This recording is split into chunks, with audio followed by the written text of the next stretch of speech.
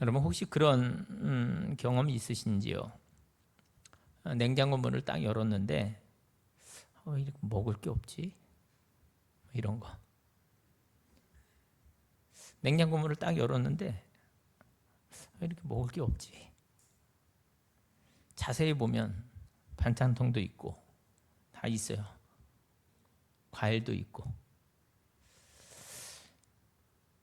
그래도 우리는 이렇게 말하죠. 먹을 게 하나도 없네. 사실 없는 게 아니라 있는 것에 만족하지 못하는 그런 마음이 문제인 거죠.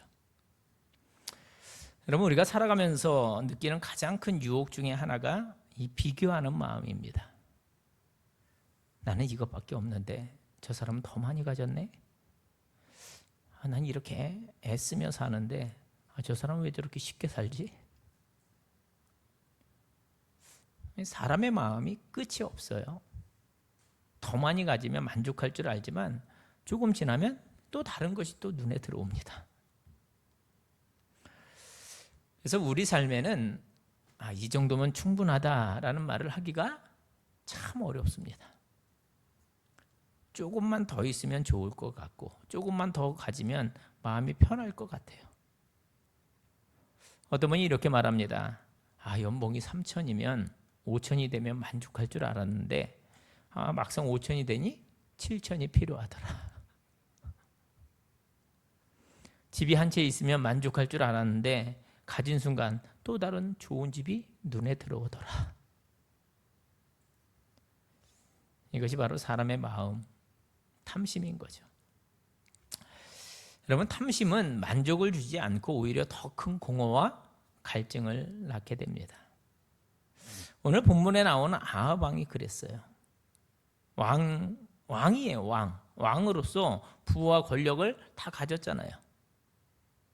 근데 그 옆에 있는 나봇의 작은 포도원 하나가 눈에 들어왔어요.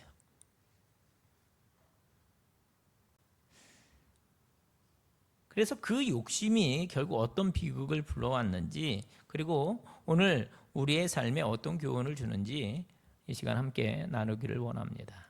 오늘 본문에는 이 권력과 부를 다 가졌던 아합 왕이 단 하나, 그 나봇의 포도원 때문에 무너지는 이야기가 나옵니다. 여러분, 왕이에요. 왕이면 그는 이미 많은 토지를 가졌을 것이고 왕이기에 또 무엇이 있는지 가질 수 있었습니다. 그런데 그 작은 포도원을 원했다는 거예요. 그래서 이 말씀 속에는 우리는 탐심이 어떻게 사람을 무너뜨리고 또 어떻게 회개와 또 은혜의 자리로 돌아올 수 있는지 이거를 우리가 함께 배울 수가 있는 것입니다. 아합이 나봇에게 말합니다. 내 포도원을 나한테 팔아라. 내가 더 좋은 밭하고 바꿔줄게. 아니면 돈을 줄게. 여러분, 겉으로 보면 이게 꽤 합리적인 제안이잖아요. 그렇지 않습니까? 하지만 나봇은 어떻게 얘기합니까? 내 조상들의 기업을 당신에게 주지 못하겠습니다. 여러분, 우리가 뒷부분 읽었는데 앞에 보세요. 3절 말씀 보면 이렇게 말씀합니다. 나봇이 아합에게 말하되 내 조상의 유산을 왕께 주기를 여호와께서 금하실지로다 하니. 여러분, 이 나봇의 말은 그 시대 상황을 좀 알아야 합니다.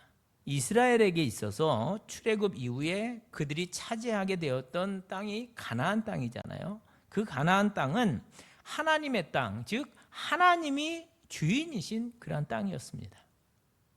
그래서 이스라엘 백성들이 왜 그렇게 그 땅에 목을 매는가 하면 그들은 민족적인 그런 정체성과 그 땅이 이렇게 묶여져 있는 그런 민족이기 때문에 그렇습니다.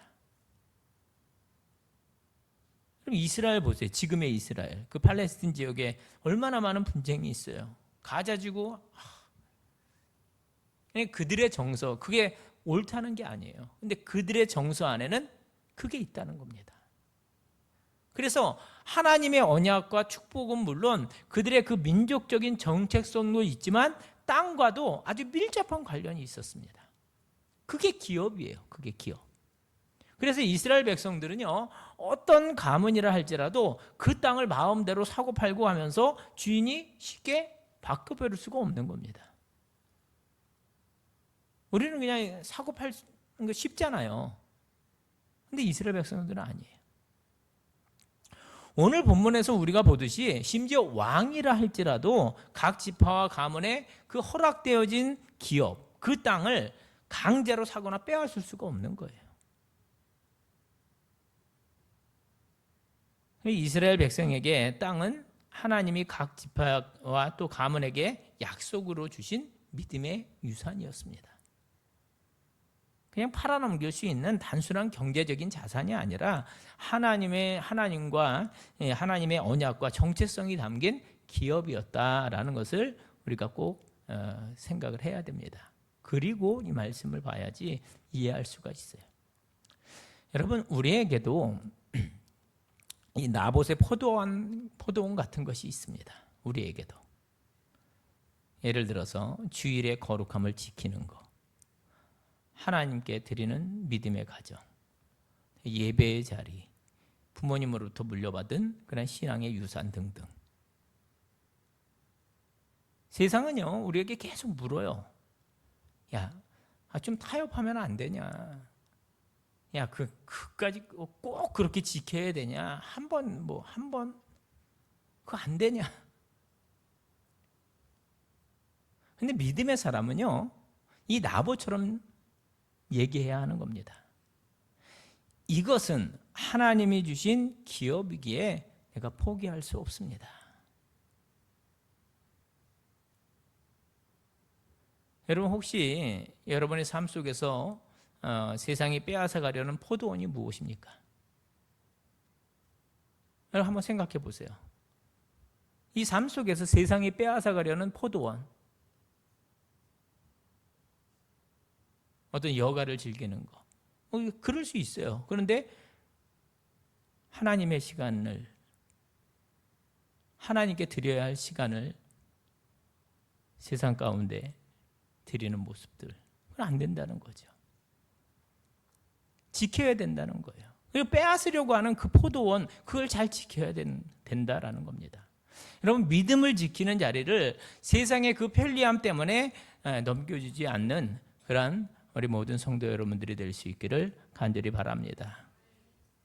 자, 어찌되었건 나봇의 그 거절 이유가 무엇인지를 너무도 잘 알고 있었던 아합은 할 수 없이 물러납니다. 강제로 빼앗지 않습니다. 그래서 그냥 그 일은 그냥 그렇게 끝내는 듯 했어요. 그런데 여러분, 문제가 생기죠. 아합의 그 욕심이 자기의 감정을 컨트롤하지 못하는 거예요. 컨트롤. 아마 이 상한 자존심도 문제였을 것 같아요. 그리고 아합은 어떻게 합니까? 스스로 화병에 도져서 침상에 눕습니다. 먹지도 않아요. 속상하면 밥맛이 없잖아요. 속상하면. 여러분 4절 말씀 보세요. 이스라엘 사람 나봇이 아합에게 대답하여 이르기를 내 조상의 유산을 왕께 줄 수 없다 하므로 아합이 근심하고 답답하여 왕궁으로 돌아와 침상에 누워 얼굴을 돌리고 식사를 아니하니. 이 말씀 보면 이게 왕인데, 명색이 왕인데 마치 그런 것 같아요. 내가 원하는 장난감을 못 산 어린아이 같습니다. 막 떼쓰는 것 같잖아요. 더 상황이 나빠지는 것은 뭐냐? 그 사실을 누가 알아요? 이방인 출신이었던 악한 왕비 이세벨이 알게 되었다는 겁니다.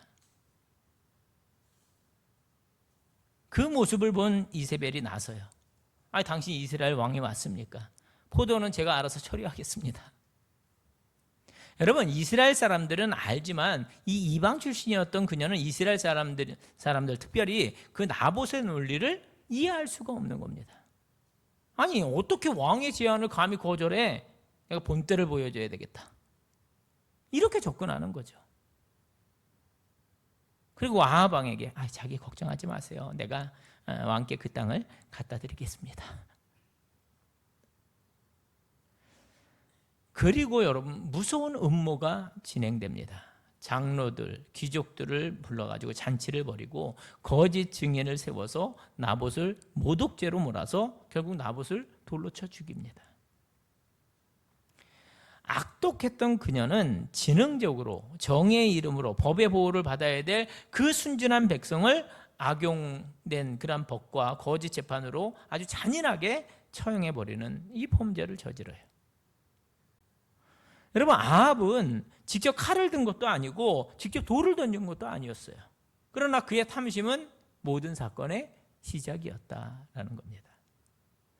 여러분, 여기서 중요한 영적 원리를 봅니다. 탐심은 결국 뭘로? 불의로 이어진다라는 거예요. 그리고 그 불의는 결코 혼자만의 죄로 끝나지 않고 공동체 전체를 오염시킵니다.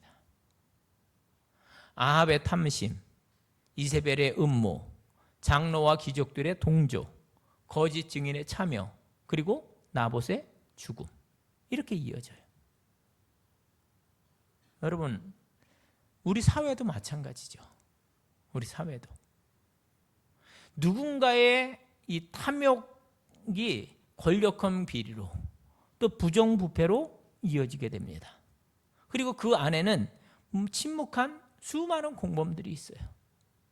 그로 인해서 수많은 사람들이 피해를 보고 또 고통을 받기도 합니다. 억울함을 호소하는 이들이 참 많습니다. 또 교회도 다르지 않아요. 작은 불의 앞에서 그냥 눈 감고 넘어가면 그것은 곧 공동체 전체의 죄가 됩니다. 아이, 난 직접 한 것 아니니까 난 괜찮아. 이게 아니라 불의 앞에 침묵하는 것도 이게 동조가 되는 거예요. 결국 어떻게 됩니까? 진노하신 하나님께서 이 모든 것을 보고 계셨습니다. 엘로이, 보고 계신 하나님.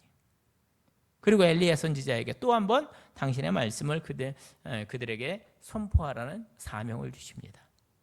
그리고 늘 그랬던 대로 엘리야 선지자가 변함없이 가감없이 그에게 가서 하나님의 말씀을 선포합니다. 그게 19절이에요. 19절.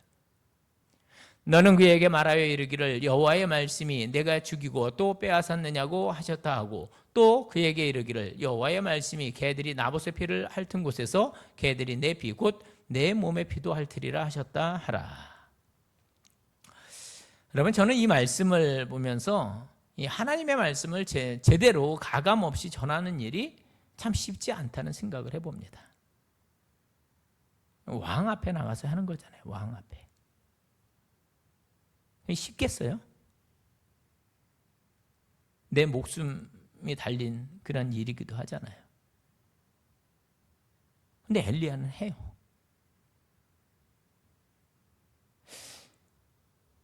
여러분, 엘리야는 분명히 하나님의 축복, 하나님의 응답에 대한 말씀도 전했지만 동시에 이렇게 죄를 지적하고 또 책망하는 말씀도 전했어요. 전해야만 했습니다. 그게 하나님이 주신 사명이었기 때문에. 그래서 한 거예요. 그래서. 하지만 아합은 그 말씀을 듣고 역시나 늘 그랬던 대로 무척이나 엘리야를 미워하게 되죠. 오늘도 엘리야를 만나자마자 그가 뭐라고 합니까? 내 대적자여, 내가 나를 찾았느냐? 이렇게 불러요. 내 대적자라고 엘리야를 칭합니다. 여러분, 전에 아합이 엘리야를 만났을 때 뭐라고 불렀는지 기억하셔요? 우리가 금요 심야기도회 때 지난달 말씀 나눴는데 그때 뭐라 그래요? 이스라엘을 괴롭게 하는 자여 너냐? 이렇게 불렀어요. 그런데 오늘 조금 다르죠? 나의 대적자여. 이렇게 불렀다는 겁니다. 악연이에요, 악연. 아합 왕에게 볼 때는 이게 악연입니다. 불편해요. 게다가 그는 왕이었잖아요, 왕. 근데 듣기 싫은 소리만 해요.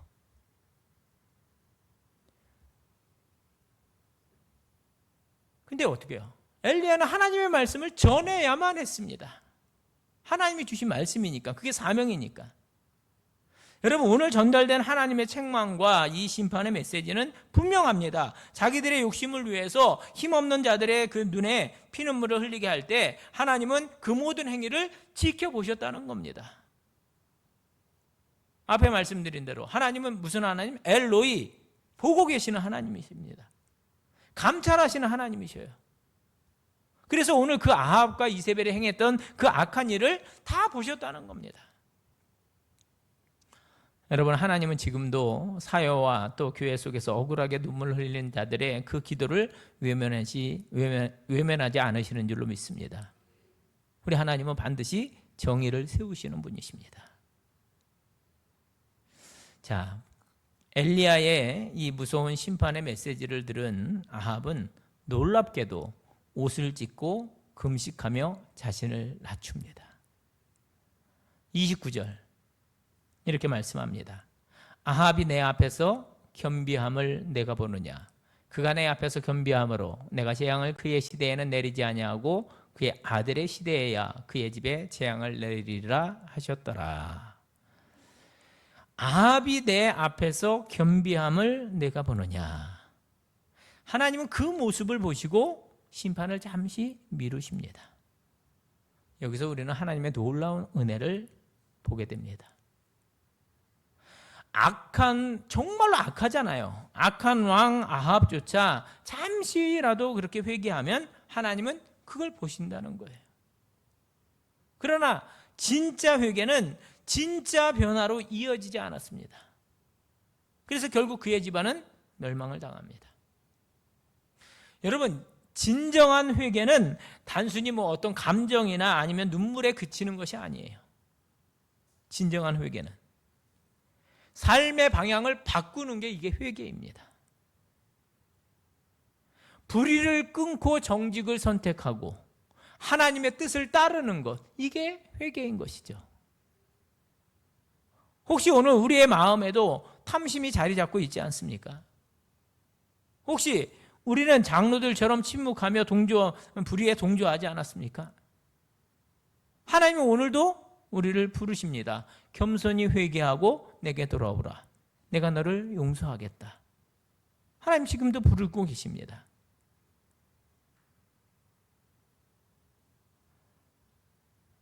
그럼 말씀을 정리해 보죠. 여러분, 우리는 오늘 나봇의 포도원 이야기를 통해서 첫 번째, 우리들의 인생을 욕심이 아니라 감사로 살아가야 될 분명한 이유를 또 한번 붙들게 됩니다. 여러분, 우리들의 인생을 욕심과 욕망에 내어주지 마시고 대신에 늘 하나님을 따라 감사하며 살아가는 우리 모두가 되시기를 부탁을 드립니다. 또 한 가지는 우리는 본 사건을 통해서 뿌린 대로 거두는 인생의 황금률을 다시 한번 재확인하게 됩니다. 저와 여러분은 육체를 위해서 썩어질 것으로 심지 않고 영생을 위해서 성령으로 심는 지혜로운 그리스도인들이 되시기를 구하며 나아가시기 바랍니다. 그래서 오늘 내가 어떤 행동을 하고 있고 또 어떤 선택을 하고 있는지를 또 한번 하나님 앞에서 재점검하는 이 시간이 되시기를 부탁을 드립니다. 마지막이죠. 우리는 어떠한 죄악의 형편에서라도 일단 회개함으로 나아가면 우리를 용납하시는 우리 하나님의 사랑과 또 그 은혜를 기억하기 때문에 여러분, 강박함이 아니라 회개함으로 하나님께 용납받는 삶을 기대하며 나아가야만 할 줄로 믿습니다. 여러분, 우리 하나님이 어떤 분이시라고요? 우리가 회개하는 태도를 취하기만 해도 그 심판을 연기하시는 은혜의 하나님인 줄로 믿습니다.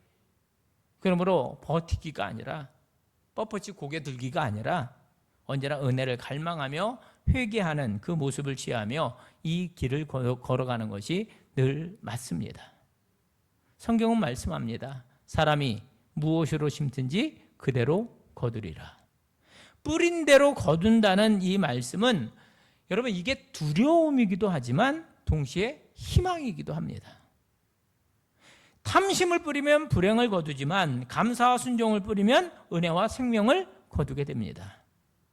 믿습니까? 오늘 우리는 어떤 씨앗을 심고 있습니까? 또 어떤 씨앗을 심으시겠습니까? 탐심입니까? 감사입니까? 아니면 침묵입니까? 정의입니까? 형식적 회개입니까? 아니면 삶의 변화입니까? 여러분의 선택이, 나의 선택이 나의 미래를 결정하게 되는 것입니다. 오늘 이 말씀을 마음에 새기고 감사와 순종의 씨앗을 심어 하나님의 은혜의 열매를 거두는 우리 사랑하는 모든 성도 여러분들이 될 수 있기를 주님의 이름으로 축원을 드립니다. 이 시간 우리 함께 찬양하고 기도하겠습니다. 돌아서지 않으리, 주님 뜻대로 살기로 했네. 찬양합니다.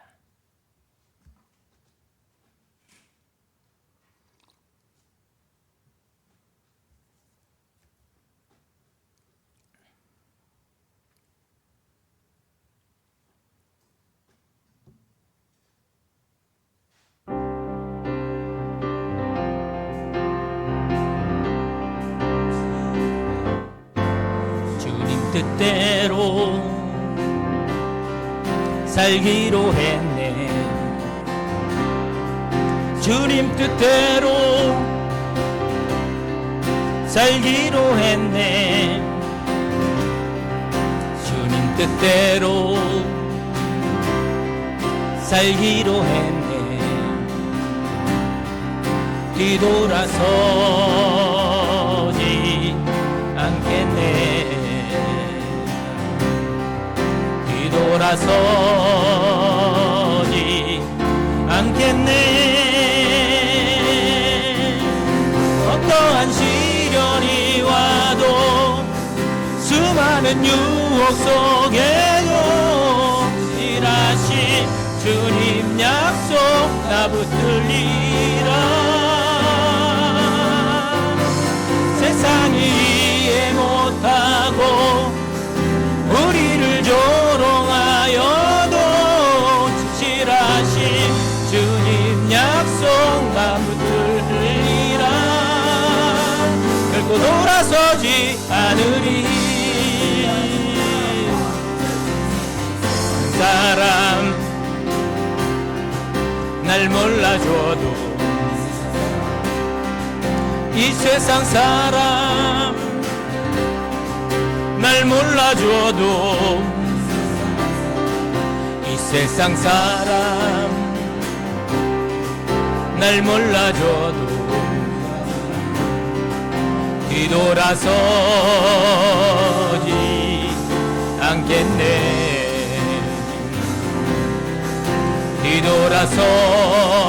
뒤돌아서지 않겠네.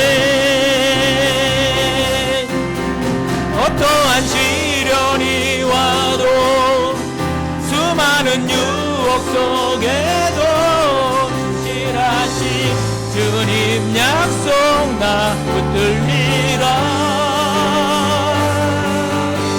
세상이 이해 못하고 우리를 조롱하여도 진실하신 주님 약속 나 붙들리라. 결코 돌아서지 않으리. 낭비 뛰고 십자가 보내 세상 등지고 십자가 보내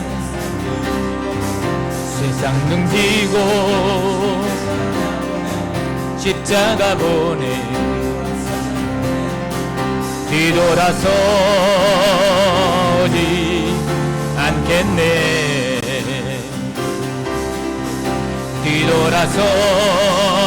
뒤돌아서지 않겠네. 어떠한 시련이 와도 수많은 유혹 속에도 신실하신 주님 약속 나 붙들리라. 세상이 이해 못하고 우리를 조롱하여도 진실하신 주님 약속 나 붙들리라. 어떠한 시련이 와도 수많은 유혹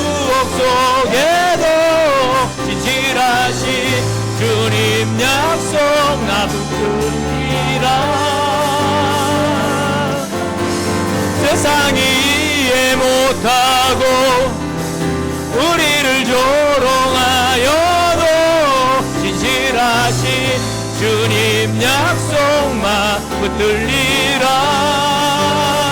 결코 돌아서지 않으리.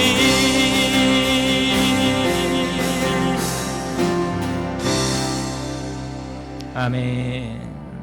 기도하겠습니다. 사랑의 하나님, 나봇의 포도원 이야기를 통해서 우리를 교훈하시니 감사를 드립니다. 오늘 우리도 그 나봇처럼 때로는 힘으로, 때로는 물질로 우리를 유혹하는 많은 일들을 만나며 살고 있음을 고백합니다. 그때 하나님 우리를 면려하셔서 그런 유혹들과 욕심들에 흔들리기보다 이 나봇처럼 먼저 하나님의 뜻과 말씀을 선택하는 지혜로운 청지기들이 되게 하여 주시옵소서. 절대로 아합과 이세벨처럼 악한 일을 함께 도모하는 이들 되지 않게 하시고 행한 대로 거두는 신앙적인 황금률을 기억하게 하시며, 패역했던 아합이지만 저가 회개의 모습을 보이자 심판의 손길을 잠시 멈추셨던 하나님을 보며 우리 또한 하나님 앞에서 회개하며 돌이키며 인생길을 가는 지혜로운 성도들 되게 해 주시옵소서. 이제는 우리 주 예수 그리스도의 크신 은혜와